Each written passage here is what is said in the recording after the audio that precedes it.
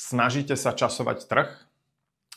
Veľká časť investorov sa o to pokúša a väčšina na tom prerobí. Pokiaľ nie ste profesionálny trader, časovanie trhu nie je stratégia. Je to častokrát až hazard. Hazard, že sa pripravíte o výnosy. A to už že stratíte tie výnosy, alebo naopak ich ani nedosiahnete. Ako je to možné? To je napríklad príklad mojich dvoch klientov, ktorí začali investovať v rovnakom období. Ten prvý, ako som pri kontrole zistil, však nikdy neposlal peniaze.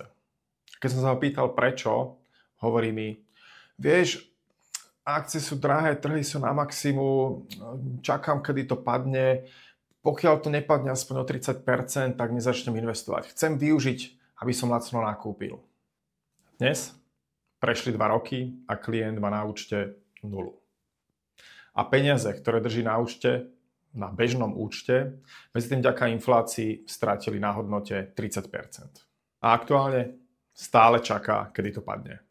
Na druhej strane mám investora, ktorý samozrejme tiež mal isté obavy, ale nastavil si jasnú stratégiu a každý mesiac investuje pravidelnú čiastku. Žiadne načasovanie, žiadne tipovanie, len disciplína a pravidelný mesačný vklad. A dnes jeho portfólio mu zarobilo cez 19% ročne. Kým prvý klient čaká na dokonalý moment, druhý klient pravidelne investuje a zarába na čase. Nie na nejakých možných predpovediach. Konkrétny tip pre vás. Ak nechcete dopadnúť ako prvý klient, ktorý čaká na dokonalý moment a pritom peniaze na jeho účte reálne stratili hodnotu, nastavte si každý mesiac pravidelnú investíciu. Nastavte si vhodnú strategickú alokáciu, to znamená pomer jednotlivých aktív, akcie, dlhopisy, realitný fond, peňažný fond a podobne, podľa vášho cieľa a investičného horizontu.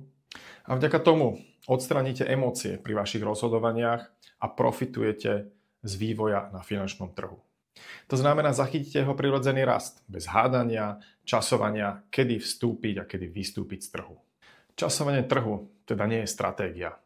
Je to hazard a špekulácia s vašimi emóciami. Profesionálni traderi môžu riskovať, bežný investor nie. Chcete ukázať, ako by táto stratégia mohla vyzerať vo vašom prípade? Neváhajte, napíšte nám správu a pozrieme sa na to. Vytvoríme jasný investičný plán a stratégiu, ktorá odolá aj emóciám.